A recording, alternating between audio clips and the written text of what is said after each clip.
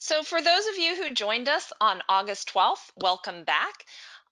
Today we are speaking about our second webinar in a three-part series on the emotional patient experience. My name is Dr. Jackie Neilson. I'm a board-certified veterinary behaviorist. I do work for Elanco as a regional consulting veterinarian in the Pacific Northwest. And I, once again, welcome you here today as we look at our second sense of this series, the olfactory sense. So the title of today is The Nose Knows, Attending to Aromas Can Improve the Emotional Experience. As a child, I remember dropping off my 6-month-old beagle puppy, Toddles, at the veterinarian for her spay surgery. When I dropped her off, I left behind a worn, unwashed t-shirt with my odor on it to perhaps comfort her. I don't know if it helped, but even as an 11-year-old child, I knew that aroma was important to my dog, and perhaps I could use it to improve her emotional experience by reducing her fear, anxiety, and stress when at the veterinarian. The fact is that dogs have been long celebrated for their superior scent capabilities. With somewhere between 150 million and 300 million olfactory receptor cells, as compared to a measly 5 million in the human nose, dogs are masters of scent. Scientists believe their ability to detect odors exceeds a human's ability by 10,000 to 100,000 times. Trying to even grasp that difference is mind-boggling. If we put it in terms of a visual analogy, it would mean what we could see clearly at a distance of 1/3 of a mile, dogs could see clearly at 3,000 miles. That extraordinary sense of smell allows them to detect some odors at 1 part per trillion. 1 part per trillion. Amazing.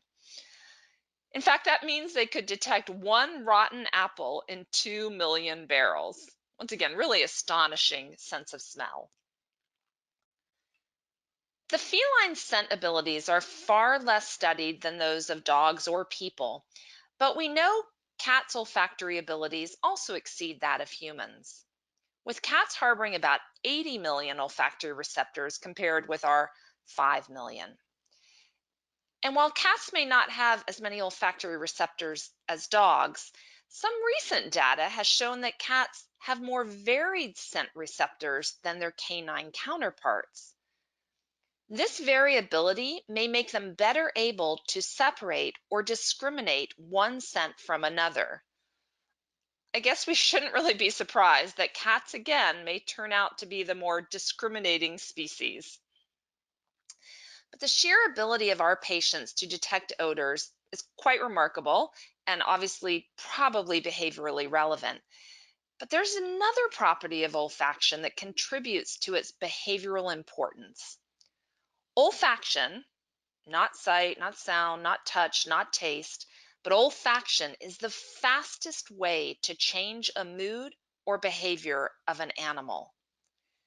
Unlike other senses, olfaction is a purely emotional sense. What does that mean?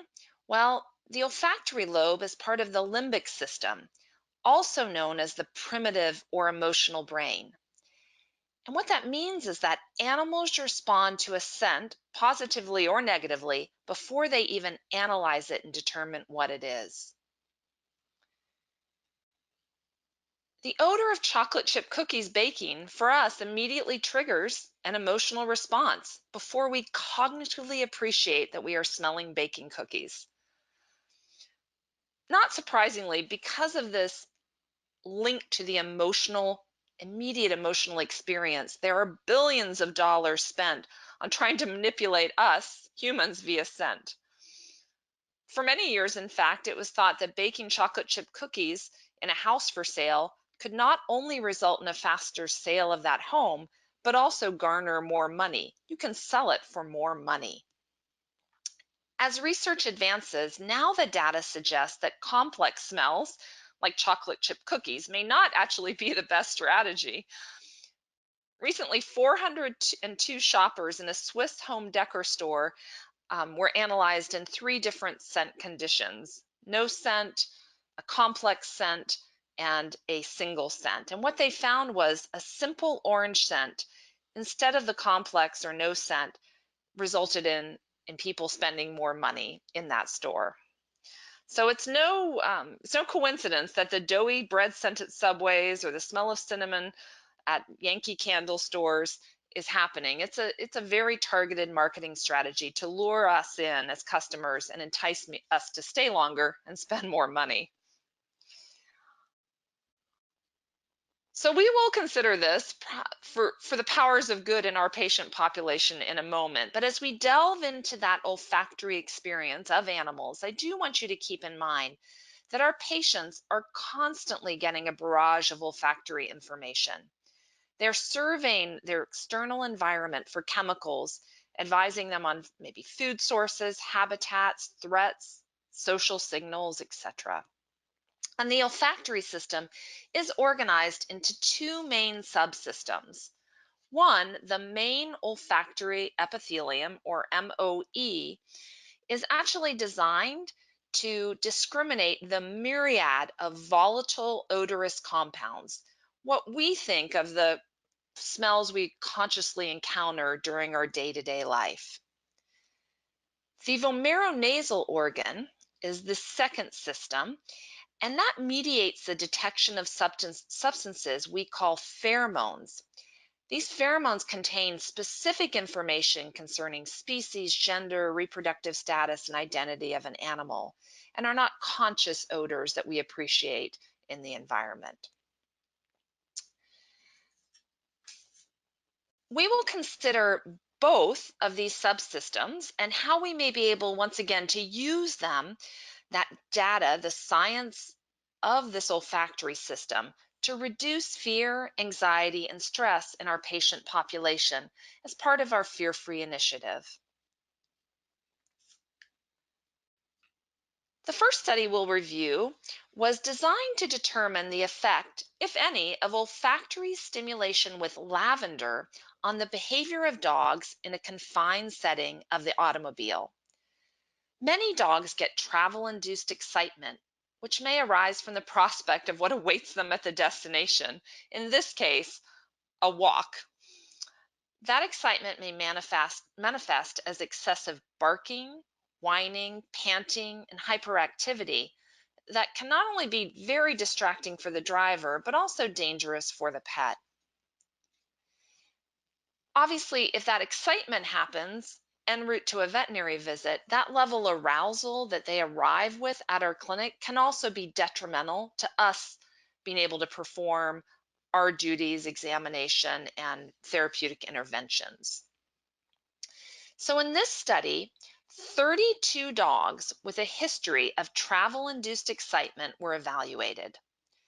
2 conditions of olfactory stimulation were used for the study. One was a control condition in which there was absolutely no additional olfactory stimulation other than what existed naturally in the car environment. The second was an experimental condition during which dogs were exposed to the ambient odor of lavender introduced on cloths sprayed with a lavender essential oil. Each dog was exposed to both conditions for 3 car rides under each condition, for a total of 6 car rides. The dog's behavior during all of the rides was captured on a video camera mounted in the car and later analyzed by the researchers for percentage of total time the dog spent moving, standing, sitting, resting, and vocalizing. The effect of the olfactory condition, lavender versus no odor, was significant. When exposed to lavender, the dog spent significantly more time resting and sitting, and significantly less time moving and vocalizing. That ambient odor of lavender had an apparent relaxing effect on dogs and could be useful as a treatment for travel-induced anxiety in dogs. So if you have a pet that comes to the veterinary clinic highly aroused, visit after visit, maybe suggesting the owners put a little lavender in their car might be it may help with that pet's next visit at the clinic. As mentioned earlier, the knowledge and data about feline olfaction lags far behind that of canines or humans. In fact, about 15 years ago, I was doing some consulting work for a major litter manufacturer in the United States, and they were exploring some novel scents to add to cat litter. At that time, citrus scents were popular in the house cleaning product market lines, and the company was considering developing a citrus scented litter to capitalize on that market. As their consultant, I believe that could be a disaster, but after a thorough literature search, I came up empty handed on guidance of actual data about litter preferences in cats. Since there was no published data on their scent preferences, I actually did a small pilot study. I introduced 5 scents to cats and video recorded their responses. The video I'm about to play shows you how a cat responded to an orange scent introduced into the kennel about 3 centimeters from its face. I know this may be a little choppy, but you'll get the general idea even if you see if there's a little choppiness to the video. So we introduced the scent, and it is a blinded study, so let me play this here. So I don't know what they're getting, but the cat certainly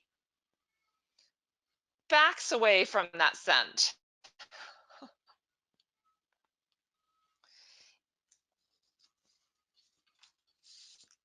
As you can appreciate, this cat avoided the citrus scent. And fortunately, the company dropped the project. So no citrus scented litter was created. Subsequent to that small pilot study, there was a paper published on scent preferences in cats. The goal of the study was to see if a scent could act as an enrichment tool for cats in a captive house setting, such as a shelter. 150 shelter cats participated in the study and were exposed to one of the following conditions: no odor, the odor of prey, which was rabbit, catnip, or lavender, for 3 hours a day on 5 consecutive days. Their behavior was recorded with an instantaneous scan sampling every 5 minutes over that exposure period. At the time, I think many of us, including myself, thought that lavender may be the scent that provided the most relaxation, but in fact, that wasn't the case in cats. Cats spent the most time engaged with the catnip odor, and cats exposed to the prey and catnip spent significantly more time sleeping and less time standing than those exposed to the other conditions. Catnip also encouraged playful behaviors. The authors concluded that olfactory stimulation in the form of scent-impregnated cloths, notably that of catnip, may be a good enrichment tool. So for those of us who board cats, we can certainly try adding catnip to their kennels on a periodic basis. Catnip may also be used in the exam procedure protocol, perhaps first when they enter the exam room. I was always a little hesitant of this, worried about that arousal phase, but when I talk to clinicians who use catnip routinely in their exam room protocols, they mention that it's actually a really positive feedback that they get, and rarely do they have problems. The impact of odor on the behavior of dogs in a shelter situation has also been studied. In this study, 55 dogs were exposed different to 4 types of different olfactory stimulation through the diffusion of essential oils for 4 hours a day over 5 days. The dogs were exposed to chamomile, lavender, rosemary, and peppermint. The dog's behavior was recorded and analyzed later for their response to each of these odors. The findings were that dogs spent more time resting and less time moving upon exposure to lavender and chamomile than the other olfactory stimuli. The chamomile and lavender were also associated with less vocalization. The diffusion of peppermint and rosemary aromas into the environment resulted in more standing, moving, and vocalizing, things we certainly don't want in our clinic setting or in most shelter settings.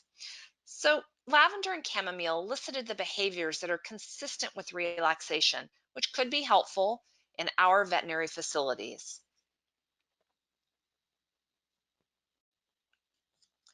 Let's now consider some evidence for pheromones, specifically Feliway and adaptyl, formerly known as dog appeasing pheromone or DAP.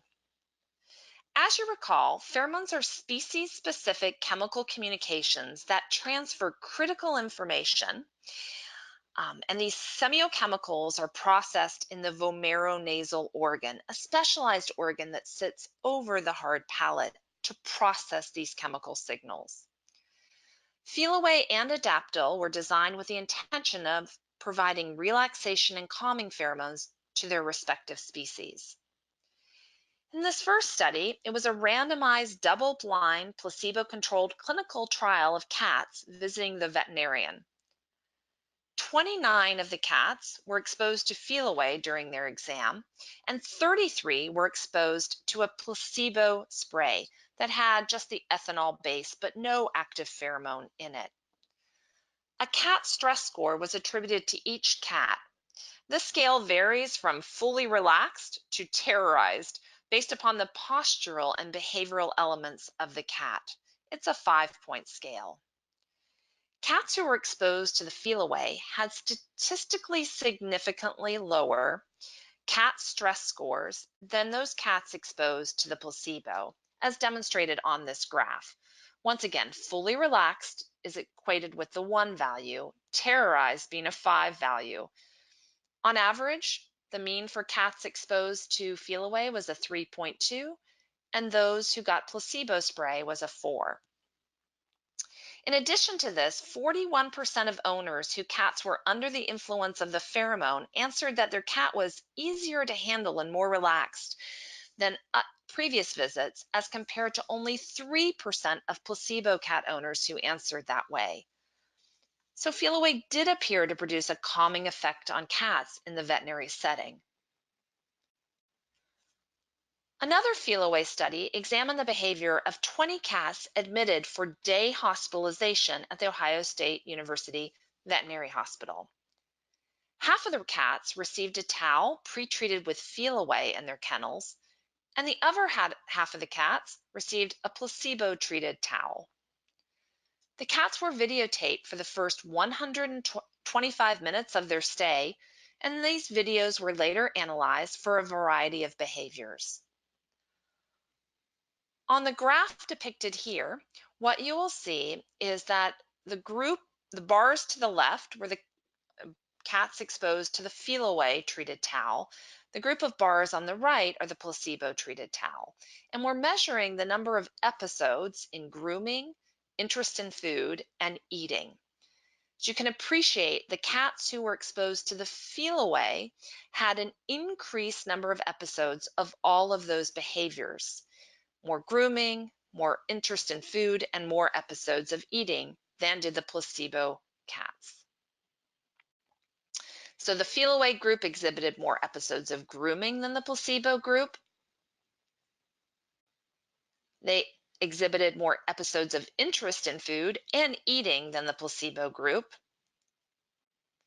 The Feliway group had more episodes of lying and sitting, and more episodes than, and the placebo group had more episodes of sleeping than the Feliway group.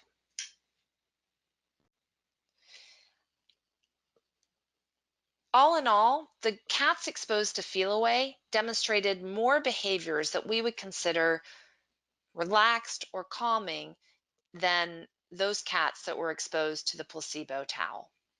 So one idea is to offer Feliway treated towels to animals that come into your veterinary facility. I do like them offered in the waiting area, as I think the towel can serve as a visual barrier, as well as having the pheromone to deliver these calming or relaxing pheromones to cats as they come into your facility, and then travel with them throughout their stay at the veterinary hospital.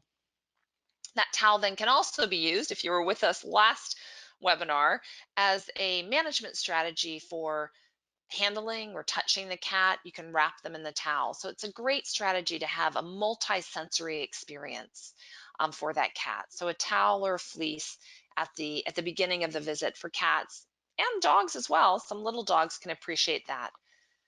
By the way, I often get this question, so I'll answer it now. You can treat the towel with both Adaptil and Feliway.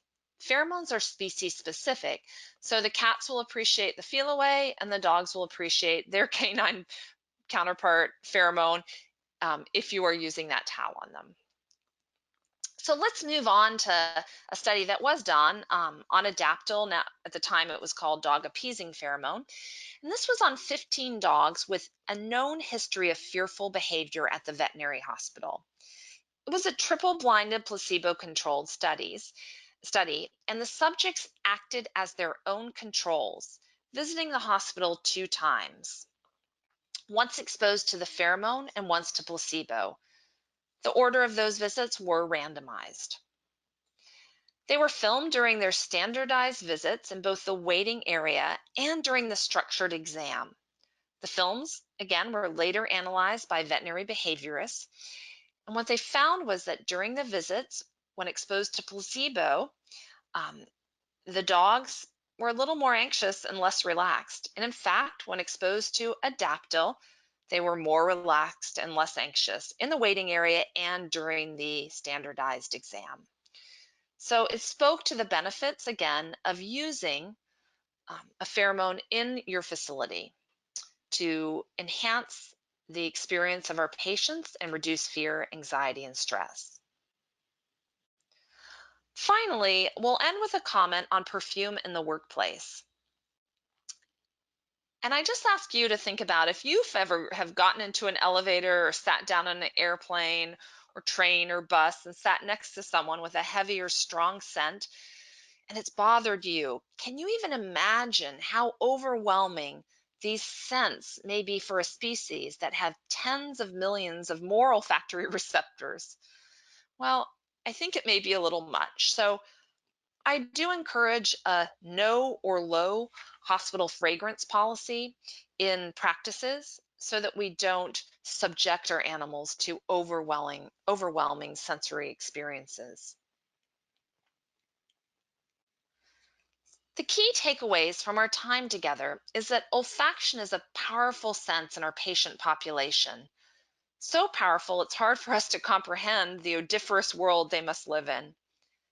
In addition to our pets' amazing capacity to detect odors, odors have a unique and immediate emotional impact, making their role in patient welfare really critical. Recent data suggests that for cats, use of catnip and Feliway may provide positive effects on their emotional well-being. For dogs, lavender and Adaptil may help contribute to a fear-free environment. As for familiar scents, like an owner odoriferous t-shirt that I left with my puppy, I haven't seen a well-controlled study on that type of intervention, but I'm pretty sure I was on the right track as a young kid. And decades later, I still make sure my personal pets, if I have to leave them alone, have an item from home with them during their time apart from me. I'd like to thank Elanco for sponsoring this webinar series and today's webinar. Innovative products like Elanco's highly purified 0.5 ml Ultra vaccine are part of a fear-free experience in your hospitals. If you haven't yet adopted Ultra vaccines, reach out to your Elanco representative today. You can also reach out to your Elanco representative if you haven't yet registered for our final webinar in this series, which will take place on Monday, October 7th, where we will consider sight serenity, considerations for a tranquil visual experience. Thank you again for joining me. We have a few minutes to entertain questions, and I'll hand it over to Dr. Greg Arbitrier to see if he has any coming in through the chat boxes.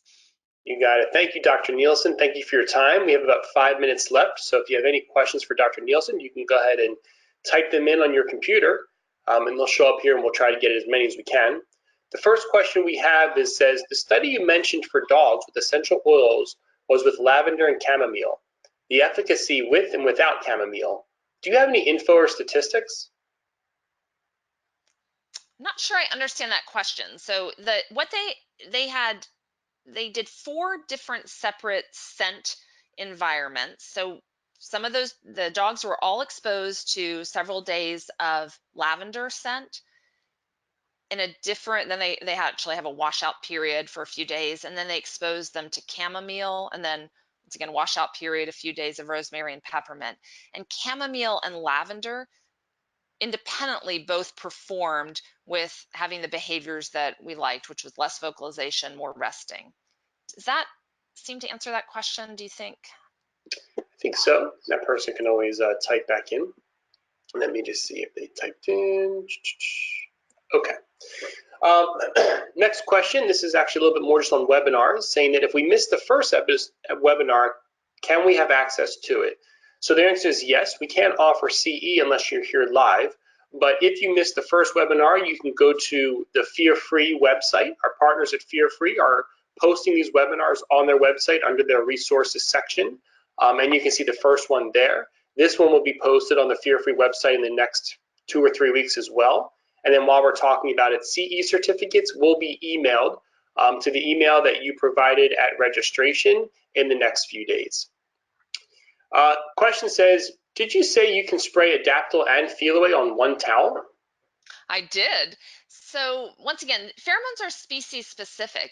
And so even if you have Adaptil, say you have a cat that has a towel that they picked up that has Adaptil and Feliway on it, they'll only recognize the Feliway pheromone. So what I like to do, just because I'm a small dog, I'm a cat and dog owner, but my dogs are small dogs, and I'd always go in and say, wow, you have these lovely, comfortable fleece or towels for your cats, but my little dog likes to sit on my lap, and I live in the Pacific Northwest, so it's often rainy outside, and so they're kind of chilly. Now, to be fair, I usually travel with my own fleece blanket for my little chihuahuas, but how nice would it be to have, them be able to participate in having something nice to kind of wrap them in? And once again, it can actually be a nice handling tool for small dogs, a towel in the exam room, and they like a comfortable surface. So what I'll have customers or veterinarians do is put out a basket that just says it has a pheromone treated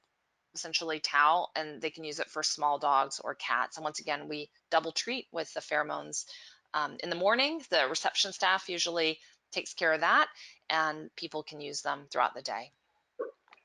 Thanks, Dr. Neilson. One more question we have time for. Lots of questions coming in, but I'm trying to pick one that multiple people asked. So the one question that's coming from multiple people is, do you have any specific brand or manufacturer that you recommend for essential oils?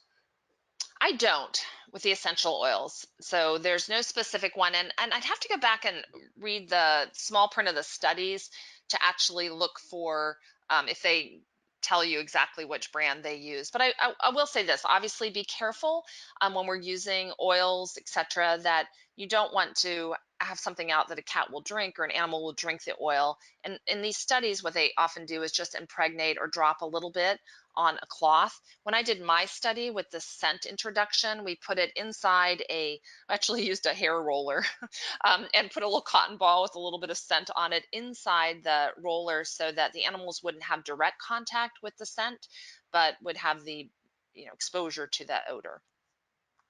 All right, thank you, Dr. Neilson. Lots of questions, but I want to thank everyone's engagement in asking these questions in the first place. Thank Dr. Neilson for her time today. Reminder, we have another webinar featuring Dr. Neilson's Site Serenity, which will be on October 7th. You can talk to your Elanco representative about registering, or always check your email. We'll be sending registration links through that as well. CE certificates should be coming through email in the next few days. And again, if you missed the first one, go to fearfreepets.com. Again, fearfreepets.com. Our partners over at Fear Free are going to put this one up on their website as well in the next few weeks. Dr. Neilson, any final words? No, just keep out there doing your fear-free, reducing fear, anxiety, and stress in your patients. It's a worthwhile endeavor. So thank you for joining us today.